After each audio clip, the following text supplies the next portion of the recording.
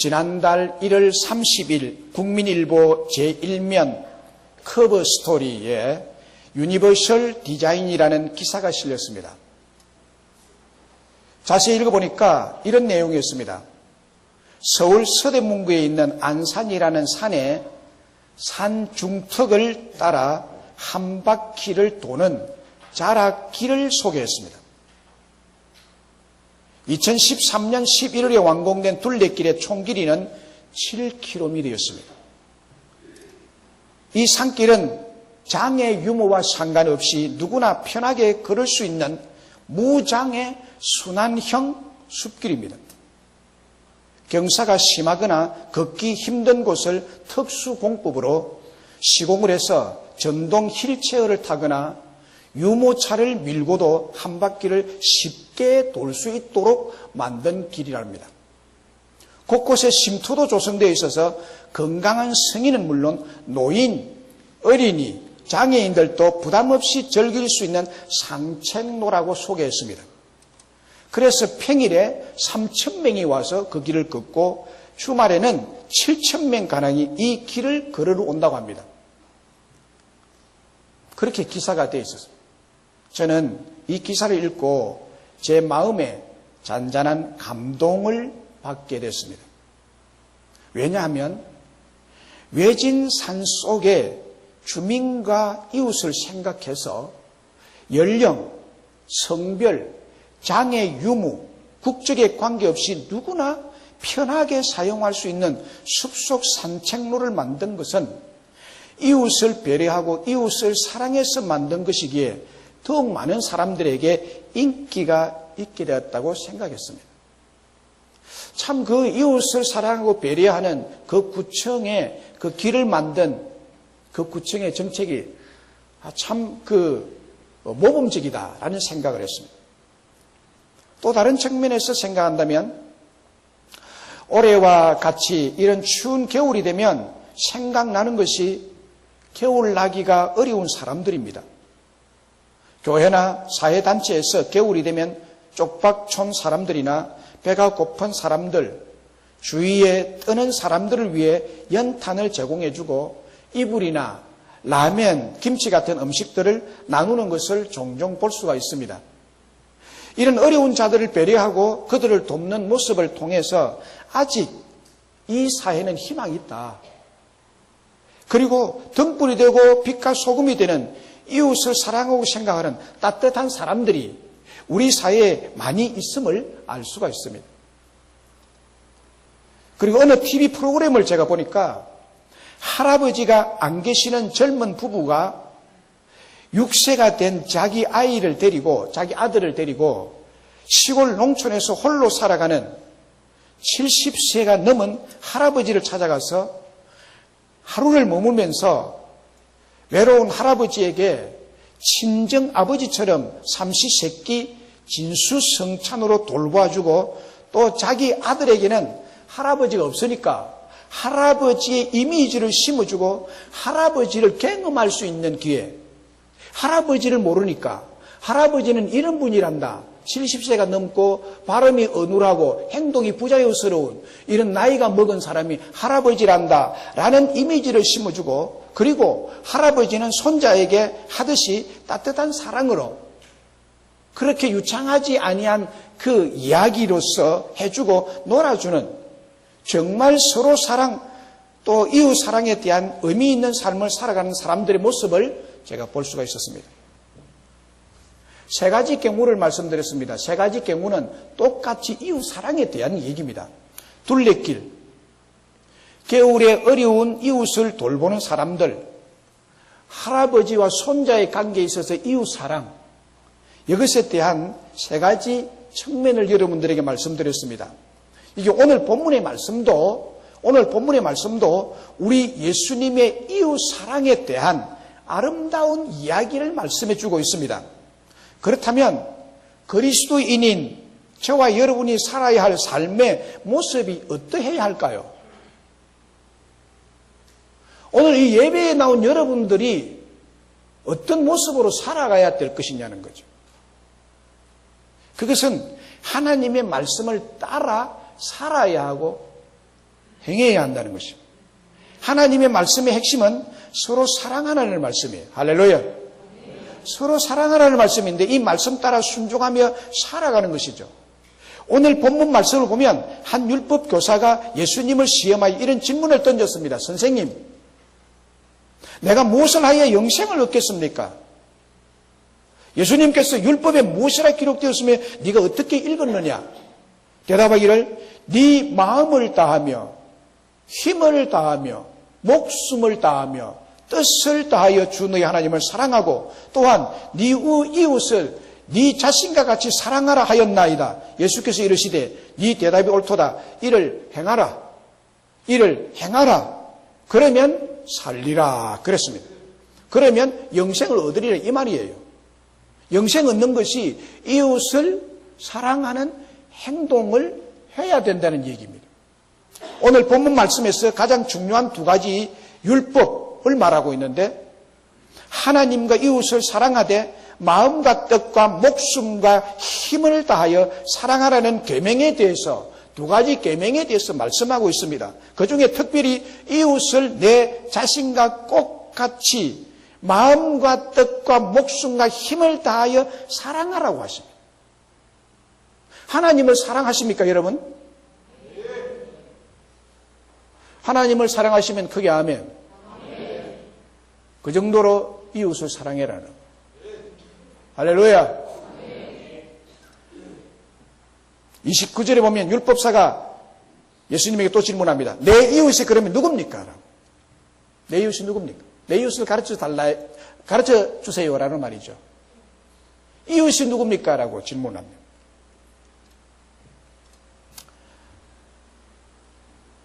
그리스도인은 하나님을 사랑하고 이와 같이 내 이웃을 사랑하며 살라고 말씀하시면서 예수님은 이 율법사의 질문, 내 이웃이 누굽니까? 라는 질문에 이웃을 가르쳐주고 계십니다.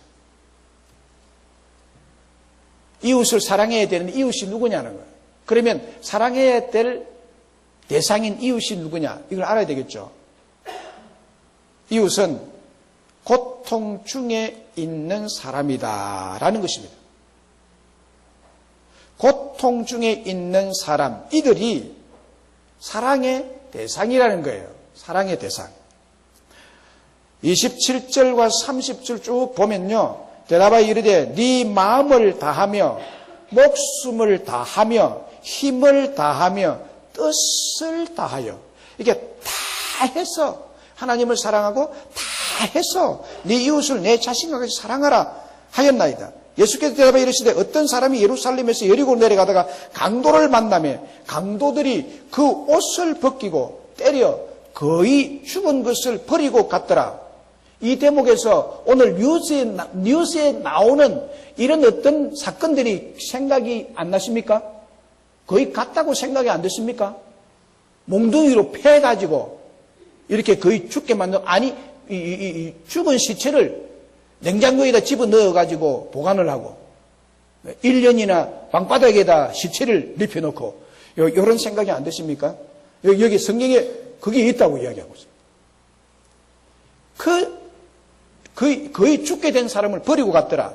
어떤 사마리아 사람은 여행 중 거기 이르러 그를 보고 불쌍히 여겨 가까이 가서 기름과 포도주를 그 상처에 붓고 싸매고 자기 짐승에 태워 주막으로 데려가서 돌보아 주니라. 해석을 드리면요, 예수님의 이 비유의 말씀에서 우리의 이웃이 누구인지를 말씀하여 주고 계십니다. 여러분, 이웃이 누굽니까? 우리의 이웃이 누구인지 모르는 사람이 어디에 있습니까? 이웃이 누군지 알잖아요. 이웃이 뭔지 사전에 보니까 사전적 의미는 이렇습니다. 서로 가까이에 인접하여 사는 집이나 가까이에 사는 사람, 이렇게 되어 있습니다. 이게 이웃이라는 사전적 의미입니다. 서로 가까이에 인접하여 사는 집이나 가까이에 사는 사람이라고 되어 있습니다. 다시 말하면 같은 아파트, 같은 동네에 사는 사람이란 뜻이죠. 오늘 본문에서 예수님이 말씀하시는 이웃은 사전적 의미를 포함하고 있지만은 좀 다른 넓은 의미가 있습니다. 예수님이 우리에게 말하는 이웃은 누구를 말할까요? 예수님의 비유 속에서 우리의 이웃은 강도 만난 자라는 것입니다. 강도를 만난 자가 우리의 이웃이다. 강도를 만나서 옷도 벗기고 많이 맞아서 온 전신이 피멍이 들고 찢어져 피를 흘리며 아파하고 고통 속에서 지금 죽어가고 있는 자가 바로 우리의 이웃이라는 것입니다. 할렐루야. 그렇습니다. 혹 우리 중에서나 우리의 이웃 중에서 지금 어떤 것으로 인해 어려움에 처한 자, 공경에 처한 자, 고통에 처한 자가 강도 만난 자라는 것이고 그 사람이 우리의 사랑을 필요로 하는 이웃이라는 것입니다. 예수를 사랑하고 예수를 믿는 자가 이런 강도 만난 자를 사랑해야 된다는 그런 것입니다. 그렇다면 본문 속의 강도 만나다처럼 우리의 사랑을 필요로 하는 이웃은 정말 누굽니까?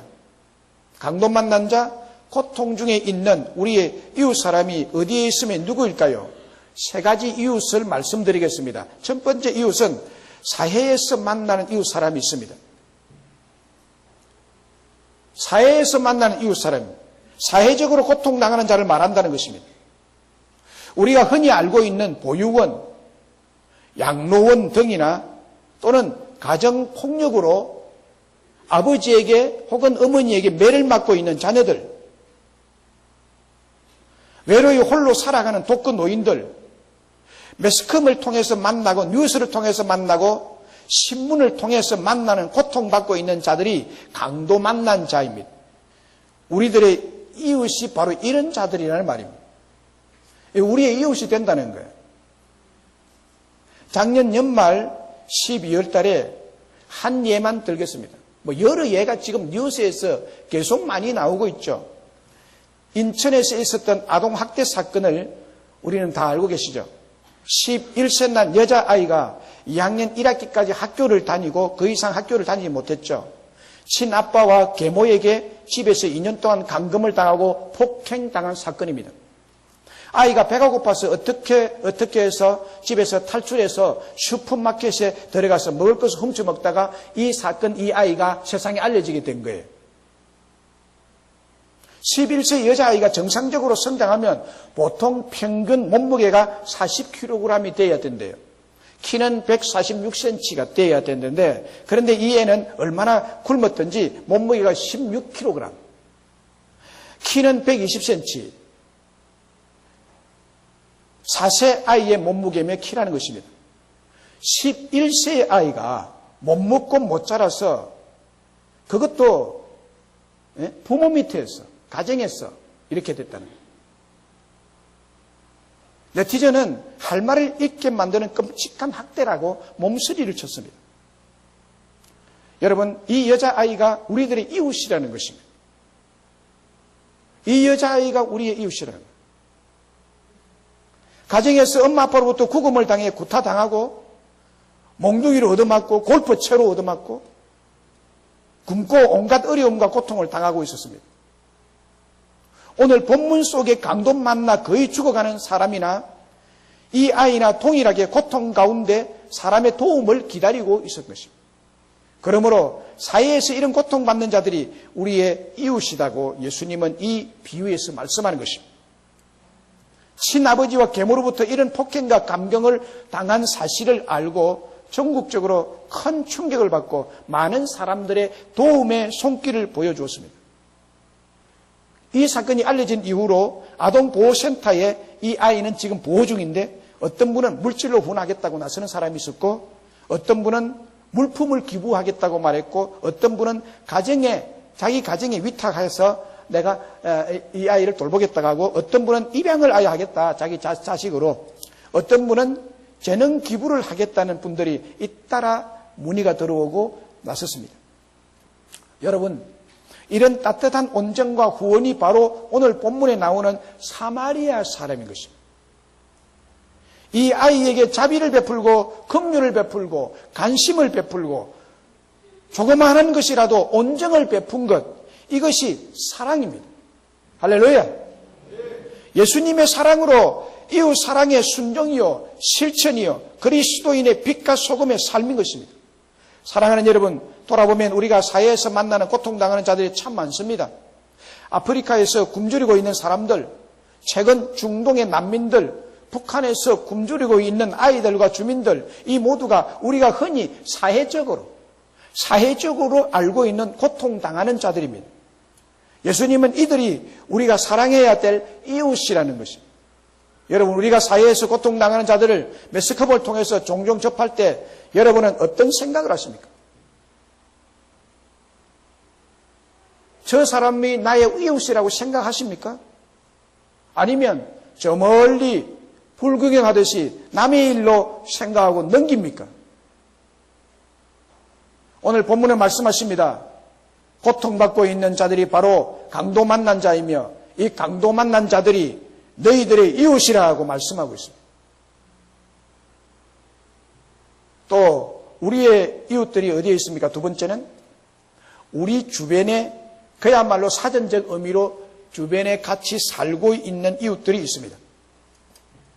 매스컴이 아니더라도 우리 모두 힘들게 살고 바쁜 삶이지만 눈을 돌려서 우리 이웃의 고통의 소리를 들을 수 있어야 돼요. 주변을 돌아보면 고통당하는 자들이 예상외로 많습니다. 같은 아파트에, 같은 동네에, 같은 직장에서, 교회 안에서 지금 고통과 어려움에 처한 자들이 있습니다. 어떤 사건으로 인해서 고통당하는 자들도 있습니다. 우리의 도움을 필요로 하는 자들이 우리의 이웃의 생각보다 여러분 많이 있습니다. 이들이 오늘 강도 만난 자이며 우리의 이웃이라고 예수님은 비유로서 말씀하고 있습니다. 저는 이번 명절에 우리 식구들과 한자리에 다들 모여서 좋은 시간을 가졌습니다. 여러분들도 명절에 식구들과 한자리에 모여서 좋은 시간을 가진 줄로 믿습니다. 우리 아들과 며느리와 손녀, 온유와 함께 올 설에는 또 근사님과 두 여집사님께서 설 명절 음식을 정석은 해주셨어요. 그래서 그 사랑의 음식을 먹으면서 행복한 명절을 보냈습니다. 그런데 멀리 떨어져 명절에도 함께 할 수 없는 딸을 생각하면서 마음이 좀 아팠습니다. 함께 할 수 없는 것 때문에. 그뿐만이 아니라 우리 교회 안에서 아픔이 다들 조금씩 있겠지만 장애우 한 아이를 생각할 때 저는 늘 마음이 아픕니다. 이제 10대 중반의 나이에 들어서는 같은데 다운증후군으로 혼자서 고통당하면서 보면 측은하고 불쌍한 마음이 많이 듭니다. 우리 교회를 잘 다니고 있는데 혹 교회를 나오지 못한 때는 혼자 와서 봉투에 헌금을 넣어서 저 출입문 밑에다 이렇게 넣어놓고 가요. 그거 보면 100원짜리 동전이 들은 때도 있고 1000원짜리 지폐가 한 장 들어있는 때도 있습니다. 또 이 강대산에다가 혼자 어떻게 들어왔는지 들어와가지고 이 위에다가 100원짜리 동전 한 서너 개를 이렇게 놓고 간 때가 있어요. 100원짜리 동전이 나온 것은 그 아이가 놓고 간 겁니다. 헌금을 볼 때마다 그를 위해서 제가 간절히 기도를 해요. 그의 영혼을 위해서 축복을 해줍니다. 한편으로는 그 부모님을 생각하고 그 아이와 부모님의, 그 아이의 일을 가진 그 부모님 마음이 참 얼마나 아플까 이 생각을 하면 제 가슴이 저려와요. 그래서 이 아이를 볼 때마다 저는 예수님의 말씀이 생각나서 깨안아 주기도 하고 점심을 먹을 때 많이 먹으라고 등을 토닥거려 주기도 합니다. 그럼 그걸 아는 것 같아요. 우리 주변에 이런 육체의 아픔, 마음의 아픔을 갖고 있는 자들이 바로 오늘 강도 만나 고통당하는 자들이라는 것입니다. 여러분, 주변을 돌아보시면 이런 아픔을 가지고 있는 자들이 참 많습니다. 참 딱한 사람들이 많습니다. 고통당하고 아파하는 자들이 많습니다. 이런 일 때문에 기도해 주세요. 저런 일 때문에 기도를 부탁하는 사람들이 참 많아요. 다들 아픔이 있고 고통이 있다는 것이죠. 이런 고통이 있는 자들에게 자비의 마음을 가지고 긍휼의 마음을 가지고 따뜻한 위로와 격려와 따뜻한 미소와 따뜻한 말 한마디 하는 것이 바로 이웃을 사랑하는 것인 줄로 믿습니다. 주님은 우리 주변에 어려움을 당하는 자들을 돌보는 것이 주님 자신을 돌보는 것이라고 말하고 있습니다. 이 어린 소자에게 한 것이 곧 나에게 한 것이라고, 나그네에게 냉수 한 그릇 대접한 것이 곧 주님을 대접한 것이라고 같이 보고 계십니다. 마태복음 25장에 보면 양과 염소의 비유가 소개되어 있습니다. 마태복음 25장을 유심히 읽어보십시오. 거기에 보면 염소들은 장차 마지막 심판 때에 하나님께 책망받고 지옥에 들어갈 자들입니다. 양들은 하나님께 칭찬받고 천국에 들어갈 자들입니다. 양과 염소의 구별의 기준점을 잘 보시기 바랍니다. 교회에 나온다고 양이 아닙니다. 교회에 나오는 사람 중에는 대부분이 양이겠지만 염소도 같이 섞여 있습니다. 모태신앙자라고 양이라고 생각하면 큰 오해입니다. 아무것도 안 해도 나는 천국 갈 거다. 천만에요. 그런 복음은 없습니다. 오늘 말씀 잘 들으세요. 실컷 평생도록 주일날 교회 와가지고 지옥 갈 사람이 있습니다. 저는 많다고 생각합니다. 왜냐하면 구원받는 길은 좁은 길로 가고 멸망받는 사람은 넓은 길로 간다 그랬어요. 좁은 길로 가는 사람은 좁은 길이 협착하기 때문에 가는 사람이 적고, 넓은 길로 가는 사람은 길이 넓기 때문에 편하고 넓으니까 거리로 가는 사람이 많다. 그러나 그 결국에는 멸망이라고 성경은 분명히 단서로 정해놓고 있습니다. 부자가 천국 들어가는 것이 낙타가 바늘기로 들어가는 것보다 더 어렵다고 성경은 분명히 단정하고 있습니다. 모태신앙 때부터 엄마가 건사라고 장로라고 목사라고 자기는 자동으로 그냥 천국에 들어간다, 아무것도 안 하고 주일 예배 잘 드린다. 오해하지 마세요. 오늘 본문이 그것이 노라고 말합니다. 내 이웃을 내 몸처럼 사랑하는 실천적인 실천이 사랑이 없으면 아니다. 지난주도 말씀드렸잖아요. 양과 염소가 분명히 있다는 거예요. 거기에 보면 양에게 주님이 말씀하십니다. 내가 주일 때에 네가 와서 먹을 것을 주었다. 내가 목마를 때 네가 와서 나에게 냉수 한 그릇을 주었다. 내가 나그네 되었을 때 네가 나를 영접했다. 내가 헐벗었을 때 네가 옷을 한 벌 사주었느니라. 내가 병들었을 때 네가 와서 나를 돌아보았고 내가 옥에 갇혔을 때 네가 와서 보았느니라. 양들에게 말한 것입니다. 주일 때, 목마를 때, 나그네 됐을 때, 벗을 때, 병들었을 때, 옥에 갔을 때라고 했는데 이는 모두 어떤 때를 가리키는 것입니까? 고통의 때, 어려움을 당할 때, 고난의 때입니다. 고통 가운데 있을 때 너희가 가만히 있지 않고 내게 와서 긍휼을 베풀고 자비를 베풀고 관심을 베풀고 작은 온정을 베풀고 사랑을 베풀었다는 것입니다. 그래서 주님께서 그들에게 양이라 칭했는데 양들은 언제 우리가 주님에게 그랬습니까? 라고 했습니다. 네 주변에 있는 이웃에게 한 것이 곧 나에게 한 것이라고 주님이 대답하고 계십니다. 칭찬하고 그들을 천국으로 인도하셨죠. 특별히 우리가 유념하고 주목할 것은 고통당하는 자의 긍휼과 사랑을 베푼 것이 곧 주님에게 베푼 것으로 간주를 한다는 것입니다. 그리고 염소들에게는 너희들은 이와 같이 양들이 한 것처럼 하지 않았느니라. 그러니까 염소들이 뭐라고 말하고, 언제 주님이 헐벗었고 언제 주님이 병들었고 언제 주님이 감옥에 갇혔고 언제 주님이 목말라 했고 언제 주님이 굶주렸습니까? 네 옆에 있는 이웃에게 하지 않은 것이 곧 나에게 하지 아니한 것이니라고 주님이 그때 대답을 하십니다. 불법을 행하는 자들아, 내가 너를 도무지 알지 못하느니라. 여러분, 주님은 이웃에게, 특별히 고통받는 주변인들에게 긍휼과 자비와 사랑을 베푼 것이 주님 자신에게 한 것이라고 그렇게 말씀하고 있습니다.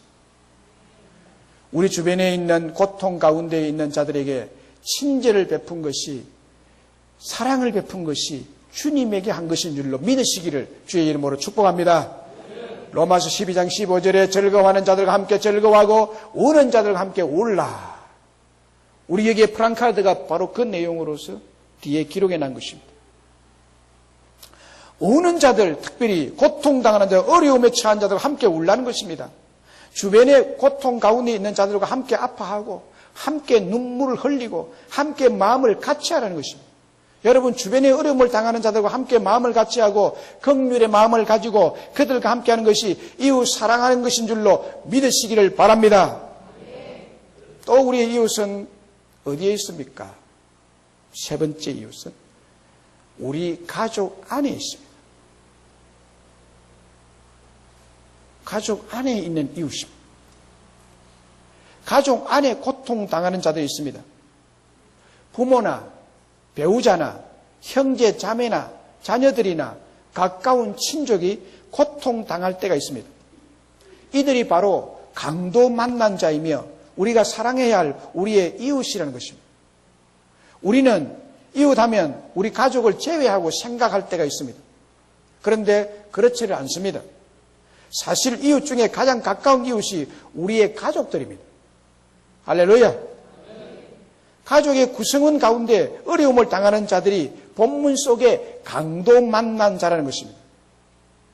저도 말씀을 준비하면서 새롭게 깨달은 부분이 내 가족 안에 이웃이 있다라는 것이었습니다.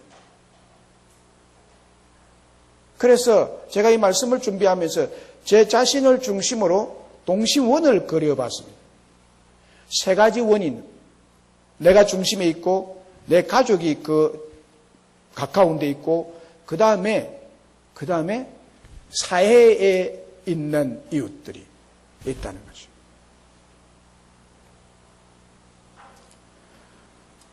그래서 내가 가장 가까운 이웃이 바로 내 가족이구나 이렇게 생각이 들더라고요.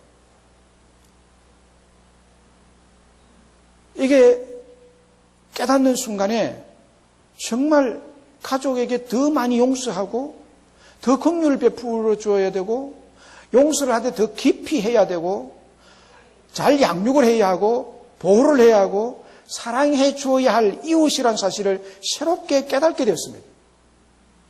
주변에 고통당하는 사람들을 보면서 마음 아파하고 동정하고 불쌍하다는 생각을 하고 구제도 하고 돌아보았고 사회에서 고통받고 있는 사람들에게 수재를 당하고 또 여러 가지 고통당하는 자들을 우리 교회에서 같이 헌금을 해가지고 많이 도와주기도 했습니다.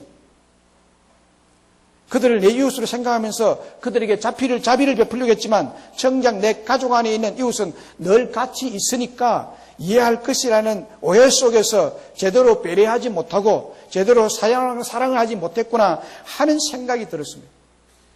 그래서 사회적으로 남의 일을 열심히 돕고 잘하는 사람이 자기 집에서 무심한 사람들이 있습니다.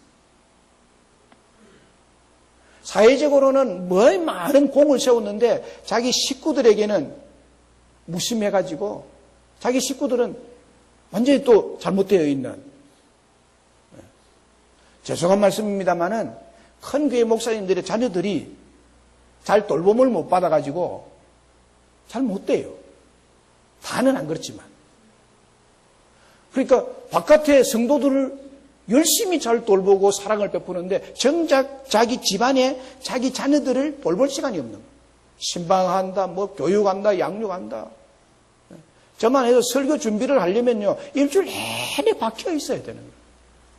자녀를 돌볼 시간이 없어요. 이렇게 되는 거거든요. 남에게는 그렇게 친절하면서 간식과 사랑을 보면서 집안 사람들 돌보지 않는 왜곡된 잘못을 범할 수 있다는 겁니다. 아내가 고통 가운데 죽어가고 있어도, 자녀들이 고통 가운데 죽어가고 있어도 전혀 신경 쓰지 않는 우를 범할 수 있다는 것입니다. 아내도 또한 남편이 직장이나 사업에 고통스러운 것이 없는지 서로 함께 할 수 있어야 됩니다. 할렐루야. 아빠와 엄마는 아이들이 학교나 친구나 공부에 어려움이 없는지 관심을 가지고 그것에 대해서 파고들고 사랑을 해줘야 됩니다. 그래서 성경은 무엇이라고 말합니까? 가족 안에 있는 이웃에 대해서 신경 쓰고 긍휼의 마음을 가질 것을 이렇게 말씀합니다. 디모데전서 5장 8절에 누구든지 자기 친족, 특히 자기 가족을 돌보지 아니하면 믿음을 배반한 자요 불신자보다 더 악한 자니라. 누구든지 자기 친족, 특히 자기 자손을 돌보지 아니하면 믿음을 배반한 자라고 말합니다. 불신자보다 더 악한 자라고 말합니다. 가장 가까운 이웃인 가족을 우선적으로 잘 돌보시고, 특별히 영적으로 하나님의 교회의 가족을 잘 돌보고, 가까운 이웃인 여러분의 혈육의 가족, 영적인 가족, 이것을 긍휼히 여기고 관심 가지고 사랑을 베푸시기를 주의 이름으로 축복합니다. 국제시장 영화가 있었습니다. 제가 그걸 보고 참 많이 울었습니다. 윤재균 씨의 감독, 황정민 배우의 주연으로서 2014년 12월 17일 개봉한 영화인데요. 관객수가 이 영화를 본 사람이 인원수가 1,500만 명. 엄청난 기록적인 숫자입니다. 주인공 덕수는 이 본 사람들이 다 눈물을 흘린 이유는 주인공 덕수가 가족을 위해서, 아내를 위해서 파독 강부로 베트남 전쟁으로 뛰어든다는 것입니다. 특별히 베트남 전쟁에서 다리에 총상을 맞아서 불구가 되어 돌아오는 그 주인공 덕수의 아내 사랑, 가족 사랑에 감동하지 않을 사람이 없을 정도죠. 이것이 오늘 본문에 나오는 자비이며 긍휼입니다. 가정 안에서 고통당할 때 서로가 힘을 주며 격려하며 보듬어주며 관심을 가져주며 세워주는 것이 긍휼이고 사랑인 줄로 믿습니다. 창세기 14장에 보면 아브라함이 친족 롯이 전쟁에서 포로로 잡혀갔다는 슬픈 소식을 아브라함이 듣습니다. 자기 조카 롯이 포로로 잡혀갔습니다. 전쟁에 져가지고. 그때 아브라함이 처한 행동이 곧바로 집에서 잘 훈련된 장정 318명을 이끌고 롯을 구해옵니다. 모든 것을 다 빼앗겼는데, 그래서 아브라함이 자기의 친족이잖아요. 조카 롯을 자기가 기르고 훈련시켰던 그 병사들 318명을 이끌고 가지고 완전히 그냥 가서 초토화시키고 자기 롯을 잘 구해오는, 이것은 자기의 친족을 사랑하는 사랑에서, 긍휼에서 기인한 행동이죠. 여러분, 오늘 우리의 이웃 중에서 가장 배려하고 자비를 베풀고 사랑을 베풀어야 할 대상이 바로 우리 가족 안에 있는 줄로 믿습니다. 우리는 오늘 본문 안에서 우리의 이웃이 누구인지를 살펴보았습니다. 본문 안에서 강도 만난 자를 향한 태도가 두 가지 있음을 알 수 있습니다. 이 강도 만난 자가 옷을 벗기고 많이 얻어맞았죠. 많이 얻어맞고 있는 돈 다 뺏기고 빈털터리가 되어서 이제 너무너무 아파서 스스로 걸어갈 수도 없고 도망갈 수도 없고 쓰러져 누워서 죽을 날만 기다리고 있는 것입니다. 이때 그 사람 곁을 지나간 사람이 세 부류가 나옵니다. 첫째는 무관심한 태도입니다. 그 사람이 누구냐? 제사장과 레위인이라고 그랬습니다. 가장 관심을 기울여야 될 사람이 제사장과 레위인이잖아요. 그런데 이 사람들은 무관심하게 지나가고 버리고 지나가고 죽든지 말든지. 고통당하는 자를 보면서 외면했습니다. 그냥 가버렸습니다. 바쁜데 뭐. 내가 신경 안 써서 다른 사람은 뭐 신경 쓰겠지. 이런 생각을 가졌는지 몰라요. 어쨌든 간에 무관심하게 지나가고 있습니다. 보고도 지나갔습니다.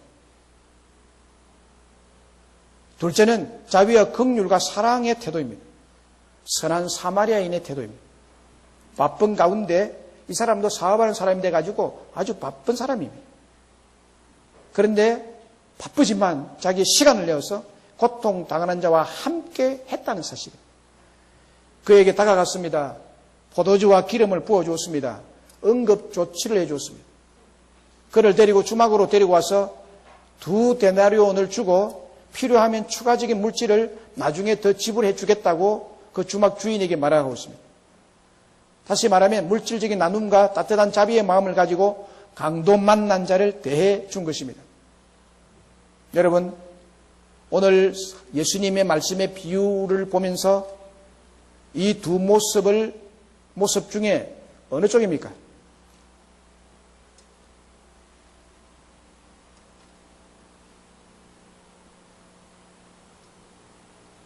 많이 피해 다니셨죠? 이제 그만 피하세요.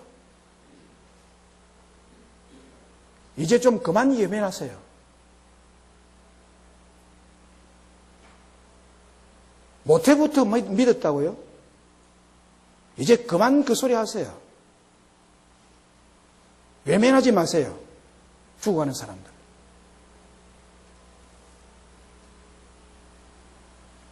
사마리아 사람, 선한 사마리아 사람.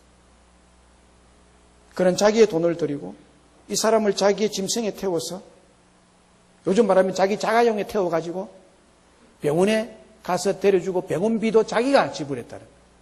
왜냐하면 이 사람은 다 강도에게 다 털리고 난 다음에 아무것도 없잖아요. 병원비 지불할 게 없어요. 이런 사람 보면 지나가 버리죠. 골치 아프다.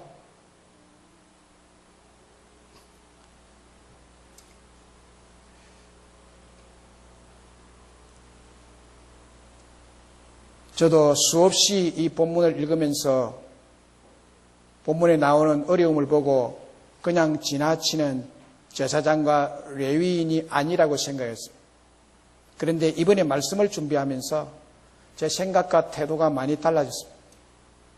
아무리 생각해봐도 저 자신의 모습이 자비를 베푼 사마리아인의 모습보다는 제사장과 레위인의 모습에 가까운 것 같고, 아직도 바리새인의 모습이 다 때를 벗지 못했지 않느냐라는 생각을 많이 했습니다. 더 많이 제가 기도해야 되고 제 자신이 더 많이 성화되어 가야 될 사람이라고 저는 생각했습니다. 그리고 더 많이 사랑해 줘야 되겠다고 생각을 했습니다. 어려움에 처한 자들, 고통 가운데 처한 이웃을 보면서 때로는 지나쳐 버릴 때가 있었기 때문입니다. 여러분, 선한 사마리아인처럼 고통당하는 이웃을 향해 자비를 베푸는 자가 이웃을 사랑하는 자이고, 긍휼을 베푸는 자가 이웃을 사랑하는 자임을 믿습니다. 이제 끝으로 말씀드리면 우리 교회가 이웃의 사랑을 회복해야 됩니다. 이웃 사랑의 회복을 해야 됩니다. 분명한 것은 주님은 이 사랑을 강조하고 계신다는 사실입니다. 요한계시록 2장에 에베소 교회를 향한 주님의 엄중하신 경고를 오늘 우리 교회와 한국 교회가 겸허히 받아들이고 순복해야 할 계명인 줄로 압니다. 계시록 2장 4절에서 5절을 보면, 그러나 너를 책망할 것이 있나니 너의 처음 사랑을 버렸느니라. 너의 처음 사랑을 버렸느니라. 그러므로 어디서 떨어졌는지를 생각하고 회개하여, 어디서 떨어졌는지를 생각하고 회개하여 처음 행위를 가지라. 처음 사랑의 행위를 가지라. 행위가 강조되고 있습니다. 사랑의 행위를 가지라. 그리하지 아니하고 회개하지 아니하면 내가 네게 가서 네 촛대를 그 자리에서 옮기리라. 구원의 촛대, 축복의 촛대를 옮겨버리겠다라는 말씀이에요. 2000년 전에 부활하신 주님께서 터키 나라에 있었던 에베소 교회에 책망하고 경고하신 말씀에 불순종한 결과 축복의 촛대, 구원의 촛대가 옮겨지고 에베소 교회를 비롯한 7교회와 그 외에 터키 지방의 수많은 교회들이 자치를 감추고 지금은 터키 나라는 영적 황무지가 되어 있습니다. 이슬람 나라가 되어버렸습니다. 전에 한번 IT 나라에 대해서 말씀드린 바가 있습니다. 북미, 미국 나라 밑에 아메리카 카리브해에 있는 공화국이며 프랑스에서 독립한 나라입니다. 독립할 때 그 나라 전체를 사탄에게 봉헌한 나라라고 말씀드렸습니다. 프랑스는 가톨릭 국가이고 그 국민들은 가톨릭 신자였는데 그들은 IT 나라를 무력으로 빼앗고 지배하고 노동을 착취하면서 자신들은 하나님의 백성이라고 늘 주장하고 자랑하고 다녔습니다. 그리고 죽으면 천국 간다고 얘기를 하고 무덤에도 십자가를 세우고 어느 마을에 들어가도 교회를 세워서 믿음이 좋다고 자기들은 천국 간다고 그랬던 그 프랑스 사람들이 자신들에게 얼마나 악독하게 짐승처럼 굴었는지 그들이 너무 미워서 그들이 그렇게 믿는다는 하나님을 저주하고 그 반대편에 있는 사탄에게 나라를 봉헌했다는 것입니다. 어떻게 이런 기막힌 일이 일어날 수 있습니까? 이웃 사랑이 없는 기독교, 이웃 사랑이 없는 교인들 때문에 이렇게 되는 것입니다. 연자 맷돌을 목에 메고 바다에 떨어져야 할 비극적인 책임을 져야 할 일이 아니겠습니까? 이웃 사랑이 뭡니까? D.L. 무디는 이렇게 말했습니다. 많은 사랑은 혀끝에 있고 참 사랑은 손끝에 있느니라. 많은 사람들이 혀끝인 말로만 사랑한다고 하지만은 그것은 참 사랑이 아니라는 것입니다. 참 사랑은 뭐냐? 자기 손으로 헌신과 희생을 통하여 이웃의 사랑을 실천하는 것이라는 그 말이죠. 이게 참 사랑이죠. 그렇습니다. 우리 교회는 이웃 사랑을 실천하는 교회로서 즐거워하는 자와 함께 즐거워하고 우는 자와 함께, 즉 고통 중에 있는 자와 함께하는 교회로 나아가야 할 것인 줄로 믿습니다. 그럴 때 하나님께서 우리 교회와 여러분에게 긍휼과 사랑의 축복을 충만히 내려주실 줄로 믿습니다. 말씀을 맺겠습니다. 존경하는 여러분, 오늘 무슨 말씀을 들으셨나요? 오늘 들은 말씀이 무엇입니까? 그것은 하나님 사랑, 이웃 사랑입니다. 하나님을 사랑함과 똑같이 이웃을 사랑하되 마음과 뜻과 목숨과 힘을 다 해서 사랑해라. 그리고 하나님 사랑, 이웃 사랑은 따로따로가 아닙니다. 여기 하나님 사랑해서 예배 들어왔지만 그리고는 이웃은 내 몰라라는 식으로 일주일에 내내 자기만 위해서 살다가 나오지 않았습니까? 이건 따로가 아니에요. 그러면 이웃에 대한 사랑이 없다면 하나님에 대한 사랑도 가짜라는 거예요. 들어보세요. 요한 1서 4장 20절 21절에 누구든지 하나님을 사랑하노라 하고 그 형제를 미워하면 이런 거짓말하는 자니 보는 바 그 형제를 사랑하지 아니하는 자는 보지 못하는 바 하나님을 사랑할 수 없느니라. 우리가 이 계명을 주께 받아나니 하나님을 사랑하는 자는 또한 그 형제를 사랑할지니라 라고 말했습니다.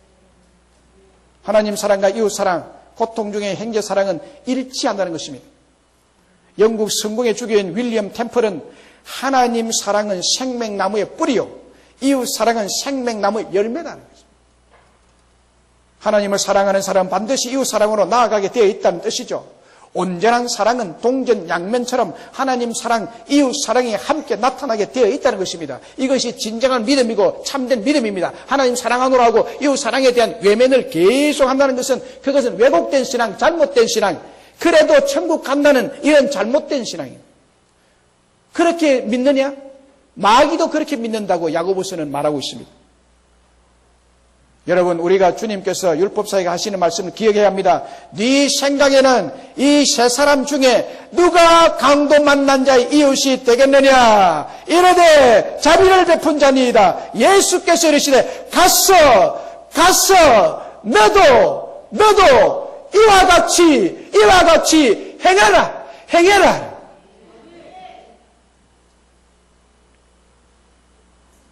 가서 너도 사회에서 만나는 이웃에게, 주변에게 만나는 이웃에게, 가족 안에서 만나는 이웃에게 긍휼과 자비로 이웃 사랑하는 선한 사마리아처럼 되라는 것입니다. 존경하는 여러분, 우리가 사랑을 듣기는 많이 했습니다. 사랑이 뭔지를 배우기도 했습니다. 사랑이 뭔지 노래도 합니다. 가르치기도 합니다만은 이것도 필요합니다. 그러나 가장 중요한 것은 사랑을 행하는 데 있습니다. 나의 이웃에게 긍휼을 베풀고 자비를 베풀고 작은 사랑의 관심과 배려를 베풀고 나누는 저와 여러분이 되시기를 주님의 이름으로 축복합니다.